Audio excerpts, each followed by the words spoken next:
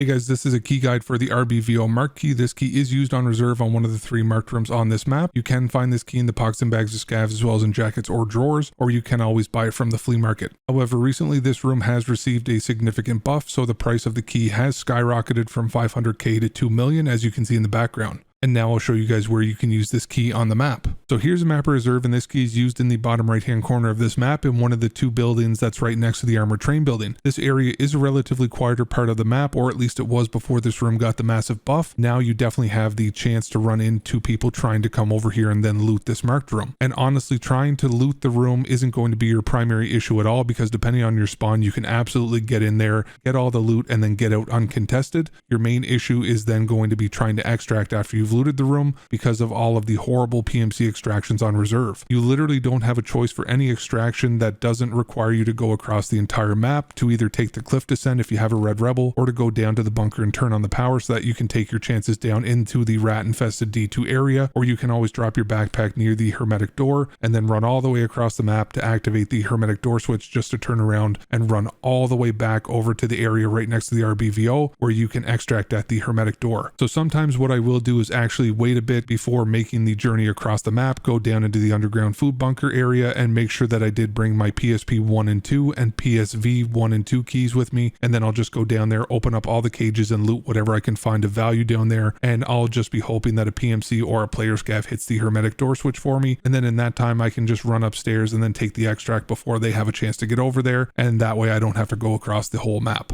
If you are running a group, then you can also have one of your buddies run over and then hit the switch for you guys. Obviously that's depending upon if they're a nice guy or if they don't have that much loot and don't mind potentially losing the current kit that they're running. But needless to say, you definitely have a couple options in order to extract from the map. And even with the inflated price point of the key right now, if you can loot the room and survive, you will definitely make your money back from this key with the loot that it's producing at this time. So hopefully you guys found this key guide useful, and it did help you to decide whether or not this key is worth it to you to keep it from the raid, or to list it for rubles and then make a quick buck, or to potentially buy it to run some reserve and then make some money that way. And just another quick tip here before the video ends is that I recommend using all of your reserve marked room keys until they have 1 use left, and then taking them and setting them aside in your stash somewhere. And the reason for this is that there is a barter available at level 3 Jaeger, which is going to be for a dorm's marked room key, and what it requires is 1 of each of the 3 reserve marked room keys in exchange. And because there is no stipulation on the total uses required in order to hand it over, then I try to maximize my profit by using all of the reserve keys 9 times and then just basically recycling them into Jaeger when there's 1 use left, and then getting myself a dorm's mark key in exchange. So what you're seeing on the screen right now is just a couple of my different social links in case you guys wanted to connect more easily. I am primarily streaming on Twitch now multiple nights a week, so if you do want to connect with me or my community, that would probably be the easiest way to do so. And if you do come over to the Twitch and you want to join the Discord community, then just type